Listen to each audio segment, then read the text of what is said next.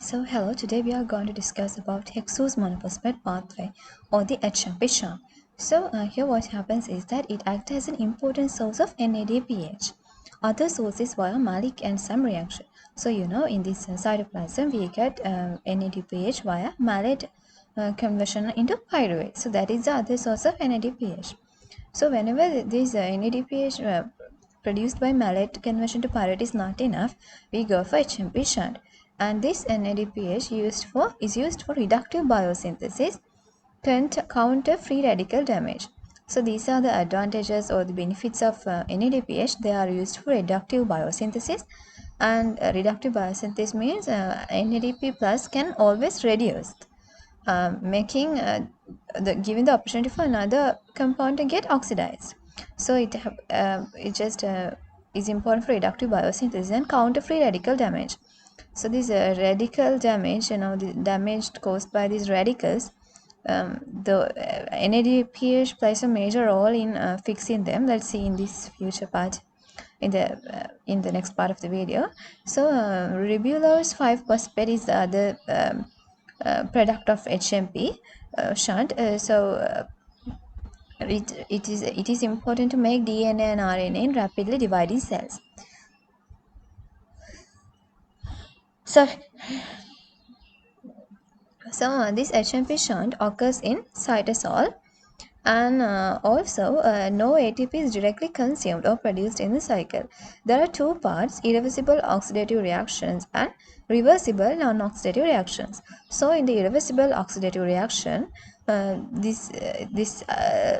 what happens is production of an NADPH. So reversible non-oxidative reactions, it mainly happens when there's need of producing ribulose 5-phosphate.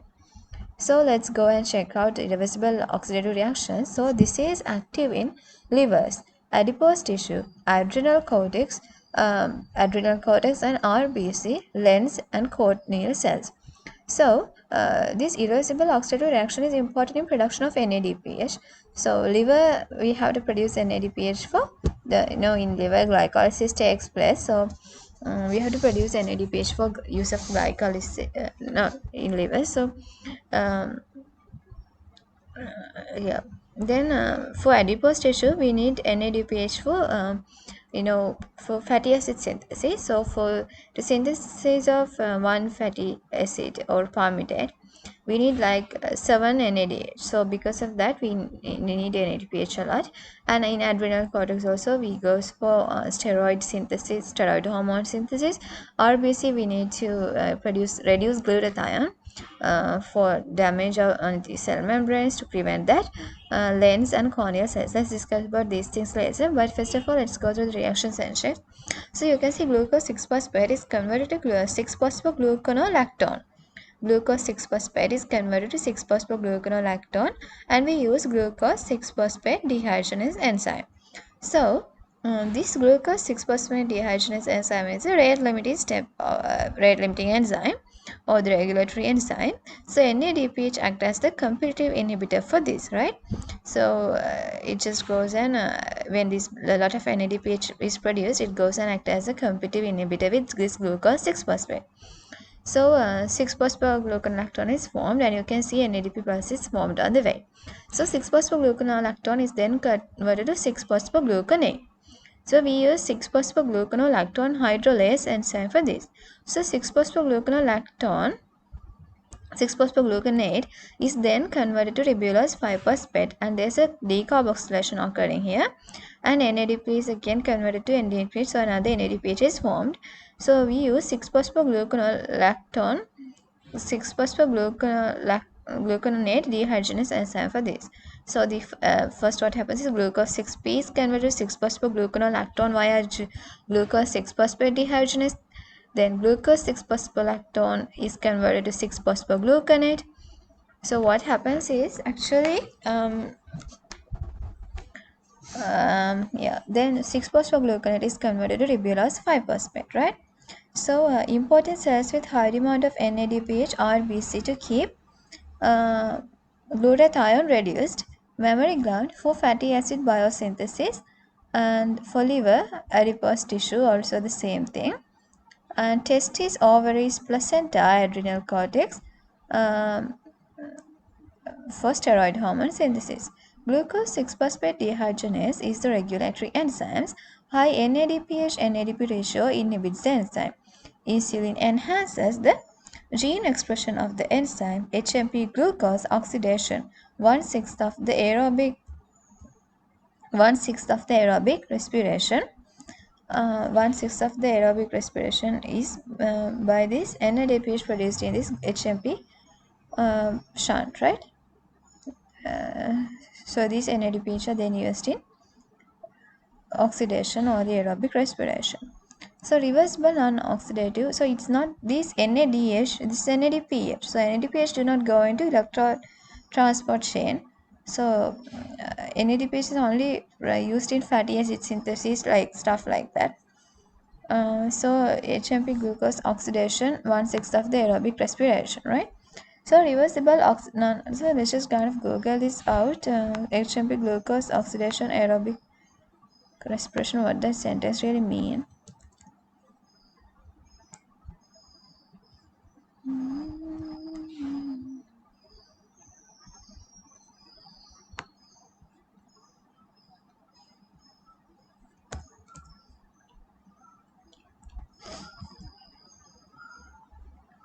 Yeah.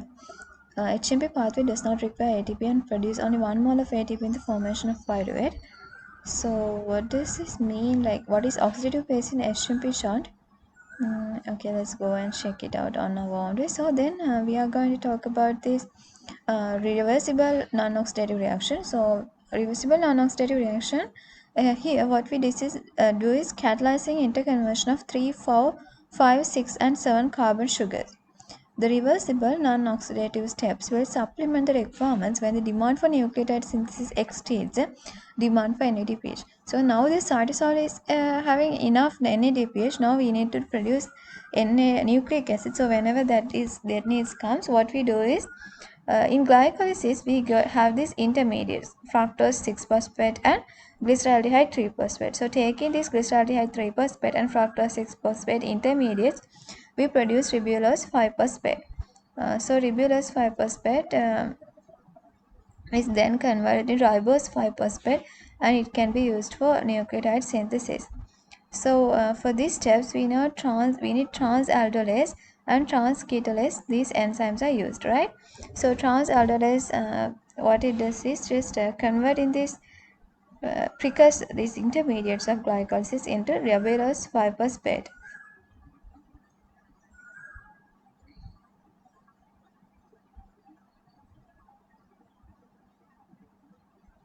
Yeah.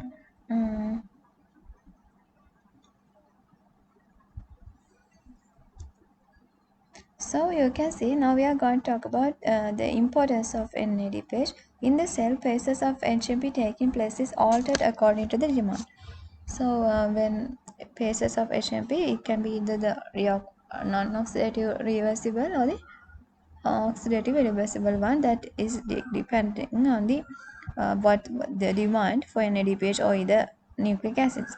So cells needed only NADPH. The cells that need only NADPH are red blood cells. So you can see glucose is converted to glucose 6-phosphate and glucose 6-phosphate is then converted to ribose 5-phosphate. So ribose 5-phosphate, 6-phosphate is converted to ribose 5-phosphate. This is gives us NADPH. This ribose 5-phosphate can be then converted to glyceraldehyde 3-phosphate and fructose 6-phosphate, and these can be used as intermediates for glycolysis and then to produce energy. The reason is whenever there is no need of producing nucleic acids, there is no point in having ribose 5-phosphate. So what we then do is converting them into glyceraldehyde 3-phosphate and fructose 6-phosphate in order to produce glycolysis, right? Energy in glycolysis. And the second thing is cells that only need ribose 5-phosphate. When NADPH is abundant in a cell, high NADPH completely inhibits glucose 6-phosphate dehydrogenase. So when we find NADPH abundant in a cell, high NADPH concentration completely inhibits glucose 6-phosphate dehydrogenase.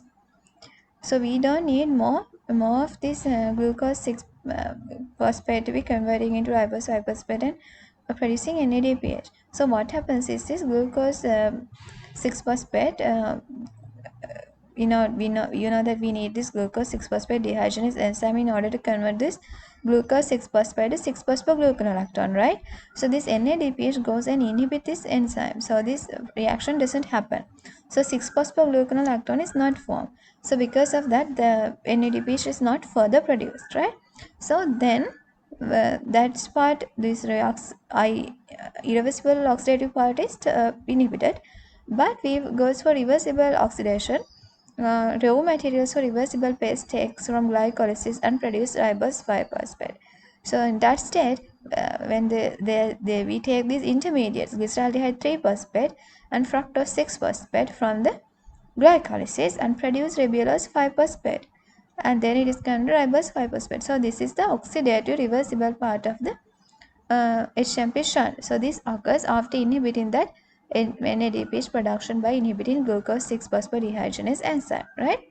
So NADPH ratios of reduced to oxidized forms in cytosol of hepatocytes favor.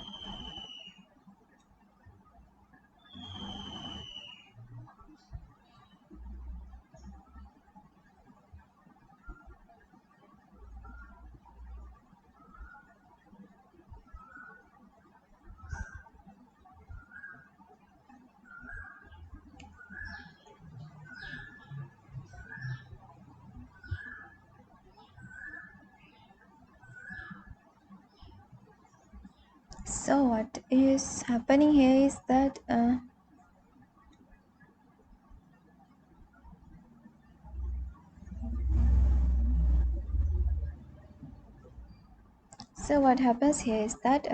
ratios of reduced to oxidized forms in the cytosol of hepatocytes favor reductive biosynthesis of NADPH. So NADPH to NADP ratio 10 to 1, oxidative role for NAD plus NADH to NAD plus 1 to 1000, right? So this is NADPH ratios of reduced or oxidized forms of cytosol of hepatocytes in in liver cells. This happens in favoration. So reductive biosynthesis for NADPH. So when the ratios are 10 to 1 happens, at 10 to 1, the ratio of NADPH to NADP plus ratio is 10 to 1. The cell goes for reductive biosynthesis for NADPH. That means NADPH will be reduced. So in the oxidative role for NAD plus, that means forming NAD plus, when the NAD plus is 1 to 10,000, 1 to 1000, we go for oxidative role for NAD plus. That means NAD plus will be reduced, right? Um,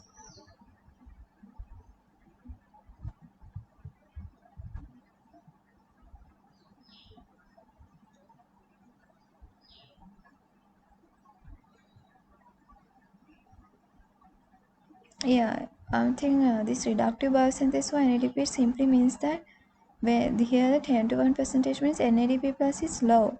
So NAD plus, NADPH will be going for NAD, will be reduced, then forming NADP plus. And oxidative for all for NAD plus means this NAD plus now has to be reduced in order to form NADH, right? So at these percentages, the cell starts doing the opposite of it. So functions of NADPH. So if we talk about the functions of NADPH, detoxification maintains the stability of the cell membrane. Metabolic reactions, because of the metabolic reactions inside in the red blood cells, certain free radicals are formed. So those free radicals are peroxides and superoxides. So these peroxides and superoxides, they attack the lipid bilayer and cause lipid peroxidation, cell membrane, and then This lipid peroxidation, because of this lipids in the cell membrane is peroxidized now, this cell membrane breakdowns, and this cell membrane breakdown is called as hemolysis, right? So H2O2 is reduced by glutathione. So the superoxides and peroxide, so H2O2 is the peroxide, it is reduced by glutathione. So glutathione, so NADPH reduces oxidized glutathione to its reduced form. So glutathione, when H2O2 is getting reduced, glutathione is going to be oxidized, right? So NADPH reduces oxidized glutathione to its reduced form.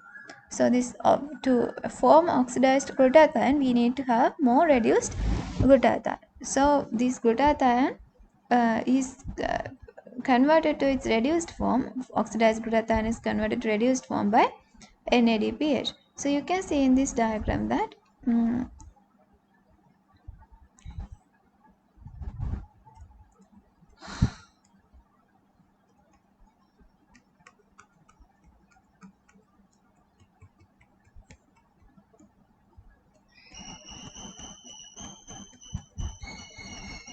so you can see in this diagram that glucose 6-phosphate given by glucose having a phosphate on its 6 carbon, then glucose comes and it's given a phosphate on its 6 carbon, glucose 6-phosphate is formed. So we take it from glycolysis. This glucose 6-phosphate is converted to a 6-phosphogluconate by glucose 6-phosphate dehydrogenase. That's the first step of HMP shunt. So as glucose 6-phosphate dehydrogenase converts G6P to 6-phosphate, meanwhile NADP plus get reduced into NADPH. So NADPH can then, this is the reduced NADPH, so it will get oxidized to NADP plus. So as it gets oxidized, this GSSG glutathione is going to be reduced, right? It's going to be oxidized glutathione is going to be reduced to reduced glutathione. So reduced glutathione can get oxidized, and as it gets oxidized, H2O2 will get reduced, right? So reduced glutathione getting oxidized via glutathione peroxidase. H2O2 getting to glutathione getting oxidized by glutathione peroxidase, H2O2 getting reduced by glutathione peroxidase. So glutathione is getting reduced by glutathione reductase, right? So meanwhile NADPH has to be oxidized. So sulfhydryl groups of proteins, sulfhydryl groups of proteins, OHB, hemoglobin, undergoes autooxidation and undergo denaturation to form insoluble Heinz body. So we know that hemoglobin are proteins, right? So they undergo autooxidation and undergo denaturation at this exposure to peroxidize and superoxidize, and they form insoluble Heinz bodies. So NADPH thus prevents the formation of Heinz bodies. So I hope you got it. Now let's move to G6PD deficiency. Glucose 6-phosphate dehydrogenase deficiency. It causes for hemolytic anemia. So this is a X-linked condition. Glucose 6-phosphate is the main regulatory enzyme in HMP. Production of the NADPH in red blood cells is entirely dependent on HMP. So production of NADPH in red blood cells is entirely dependent on HMP.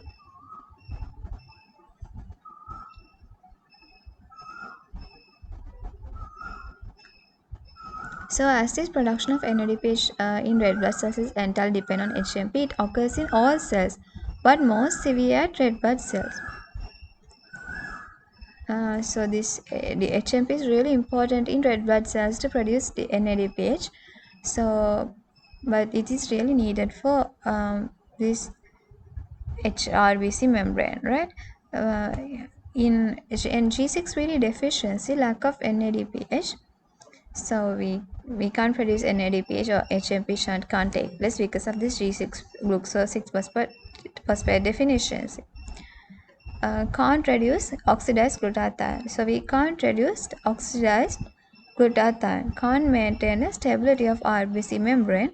Then hemolysis of membrane occurs because of the peroxidation of lipids in the cell membrane. Commonly manifest when exposed to oxidative stress.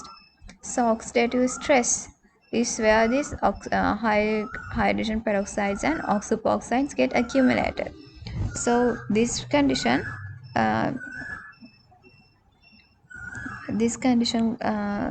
oxidative stress can cause collection of more superoxides and peroxides, and HMP shunt acid doesn't take place, hemolysis occurs, right? So oxidant drugs such as anti-malarial, herbicides, favism, fava beans, infection from oxidants produced during inflammation, ionizing radiation. So these stuff can cause oxidative stress. So you can say oxidative stress means O2 is converted to superoxide by gaining an electron. Then superoxide is converted to hydrogen peroxide by gaining another electron. Right? So that means reduction. This process is reduction happening on and on. So hydrogen peroxide is converted to hydroxyl radical by gaining another electron. Hydroxyl radical is converted to water. A. Formation of reactive intermediates from molecular oxygen. B. Actions of antioxidant enzymes. So now what this glutathione or the antioxidants enzyme do? So when oxygen is converted to superoxide, so the superoxide dismutase, it's going to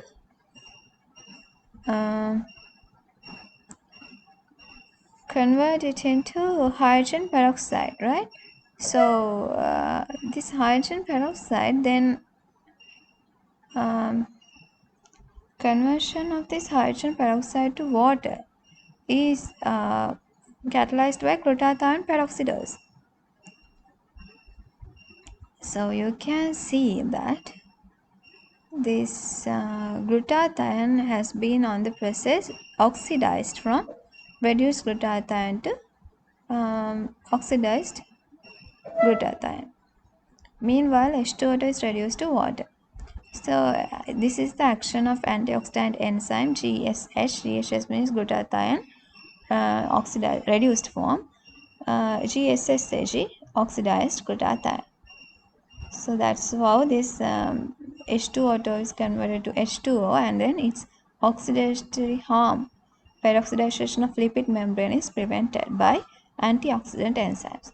So the second thing is we are going to talk about cytochrome P450 monooxygenase pathway involved in formation of in biosynthesis of steroid hormones, steroid hormones and bile acid formation. An important role is played by this cytochrome P450 monooxygenase pathway. Detoxify foreign compounds. So what it does is detoxifying foreign compounds and vitamin D synthesis. So the cytochrome P450 monooxygenase pathway, it have the ability of detoxifying foreign compounds and vitamin synthesis. So we are not going details into that. Let's go to the next one. So destruction of bacteria by WBC. So let's see why NADPH is important in detoxification of bacteria by destruction of bacteria by WBC. So phagocytosis by white blood cells. So auto-dependent mechanism. So there are two ways in which phagocytosis by white blood cells happens. One can be auto-dependent and the other can be auto-independent, right? So respiratory burst, reactive oxygen species O2, H2O2, OCl, OH minus.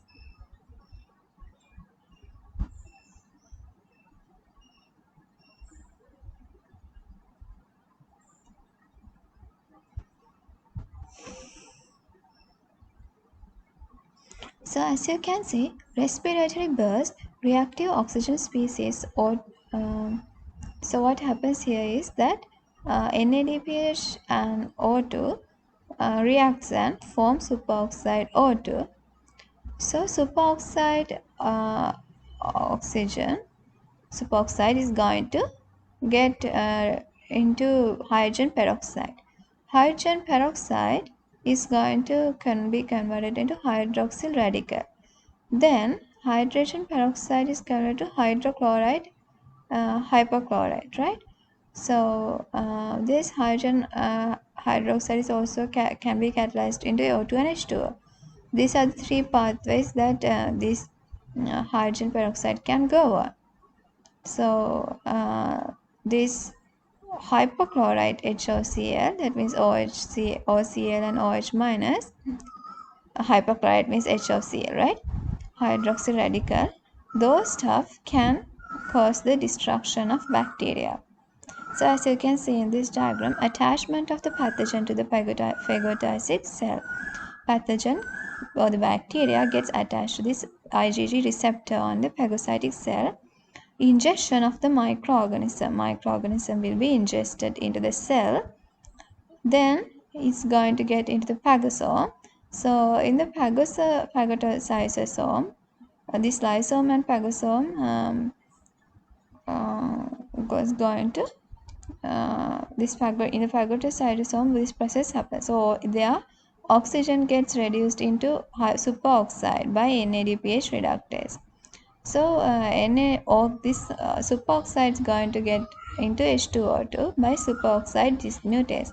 H2O2 is going to get reduced into hydroxyl radical, either to OH minus or hypochlorite HOCl. Then these for converting this converting into hypochlorite, we need myeloperoxide enzyme, and a chlorine ion is also needed. For conversion of H2O to OH minus radical, this hydroxyl radical, Fe2 plus is converted to Fe3 plus, right? Okay, so then these OCl or the hypochlorite and then OH minus or the hydroxyl radical goes and destroy bacteria. So phagocytosis and the oxygen dependent pathway of microbial killing. So this is actually the oxygen dependent pathway. IgG, the antibody, immunoglobulin G. Right? So now we are going to talk about reductive biosynthesis. So if we talk about reductive biosynthesis, NADPH is important in fatty acid biosynthesis, fatty acid chain elongation, cholesterol biosynthesis, neurotransmitter synthesis, and nucleotide synthesis. And also it's important in NO synthesis or nitric oxide synthesis.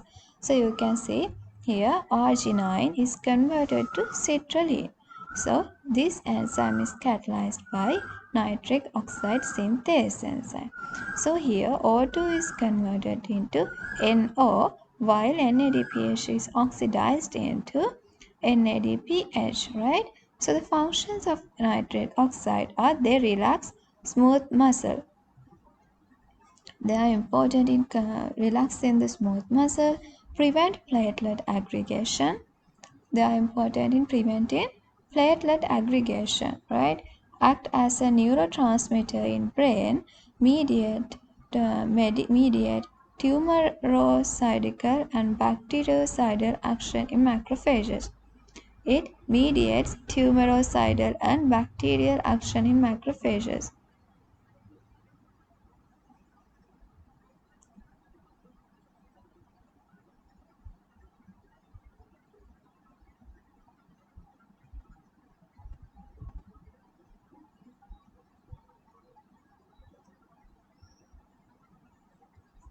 Mediating tumoricidal and bacterial action in macrophages.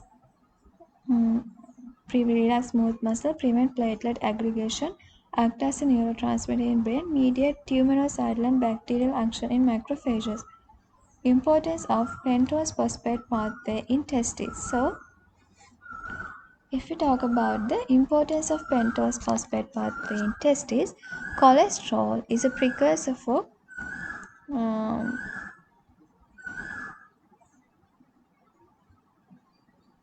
testosterone synthesis. So why do we need HMP pathway in testis? It's an important question, right? We know that we need to produce cholesterol. For reductive biosynthesis of cholesterol, we need NADPH. So cholesterol is a precursor for testosterone synthesis. So testosterone synthesis takes place in testes. So HMP shunt is important for pentose in testes, right? NADPH is a coenzyme used here for reduction. For reduction, we use NADPH, ribose 5-phosphate for nucleotide synthesis. So nucleotide synthesis also takes place in ribose 5-phosphate. So we know in these gamete cells, NADPH is ribose 5-phosphate is needed for production of DNA. So in the space of DNA of cell cycle, this DNA replication takes place. For that, we need ribose 5-phosphate. NADPH is used for synthesizing. NADPH is also another. It has another function here. NADPH has another function here, that is for it is used for synthesis of fructose. So fructose is the main energy source of spermatozoa or the sperms, and we use this sorbitol pathway where NADPH is used for fructose generation. NADPH has an antioxidant defense. So antioxidant defense is also a property of this NADPH, as we saw earlier, because it helps in reducing glutathione, oxidized glutathione back to reduced glutathione. So which helps to glutathione helps to reduce H2O to peroxides to H2O and act as an anti. So let's discuss how NADPH helps in production of fructose via sorbitol path, right? Sorbitol pathway, reduction of monosaccharides to polyol by aldolase reductase, an alternative mechanism for metabolizing sugars in tissues.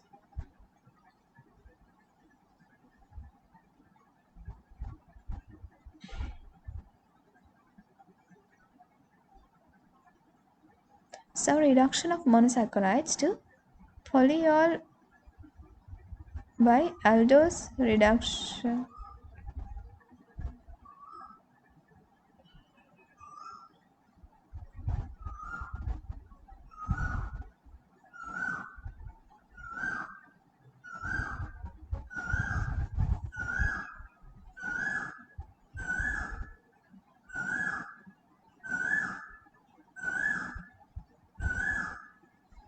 Reduction of monosaccharides to polyol by aldolase reductase, an alternative mechanism for metabolizing sugar in tissues. Lens, retina, liver, kidney, or very small seminal vacuous Schwann cells. So this reduction of monosaccharides to polyol by aldolase reductase, an alternative mechanism for metabolizing sugars in tissues. So it's an alternative mechanism for metabolizing sugars in tissues. You can see glucose is converted to sorbitol by aldose reductase. Sorbitol is converted to fructose by sorbitol dehydrogenase. So you can see NADPH is converted to NADP plus, and NAD plus is converted to NADH here. So elevated glucose, sorbitol can't pass effectively through membranes due to osmotic effect. Water comes in and cells causing swell, causing characters, etc., and cell causing characters, cataracts, etc. So you can see cataracts happens in lens of your eyes. So the reason is when there's elevated glucose, these cataracts are formed, right? So that's why cataract formation takes place in lens and retina, and also in liver and kidney, ovaries, mammillary vesicles, and Schwann cells. So the other thing is fructose metabolism. If we talk about that, fructose is converted to fructose 1-phosphate. So fructose 1-phosphate is converted to glyceraldehyde and DHAP.